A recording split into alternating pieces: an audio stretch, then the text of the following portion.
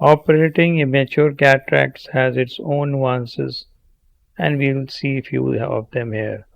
This is a mature cataract, and at this moment the microscope illumination, the coaxial is on, the oblique is off, and because coaxial illumination is usually less bright, so it allows the patient to fix on the light with ease with no dazzling, and this makes it easy to start the surgery. So once the capsular access, which can be done easily with this retroillumination, has been done, we proceed for hydrodissection. And I want to emphasize here a good hydro will make a difference in later on during cortical removal. And we'll see this again in slow motion.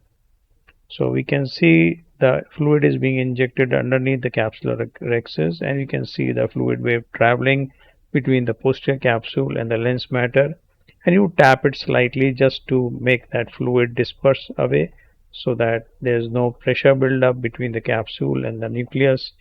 And then once we have done this, the lens becomes more opaque and we can switch on the light and the illumination, oblique illumination, which makes it a little more bright for us to operate with ease with good view. This is horizontal chop technique, and we divide the nucleus into small pieces using the chopper, Nagahara chopper, and this is being emulsified. The pieces are removed one by one, and this makes it quick with optimum use of echo power. This is the last piece which is consumed, and then you remove the remaining epinucleus.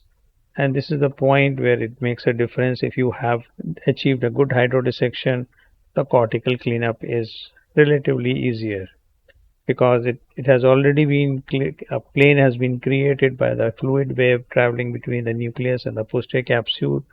The fibers are easily separable without putting much stress on the zonules or the bag. So here we'll see that it is easily possible to aspirate the cortex and the whole of the cortex is gone. Once this is finished, we will proceed to insertion of foldable monofocal hydrophobic IOL. It goes in the bag. The trailing haptic will be dialed so that whole of the IOL is properly positioned inside the bag.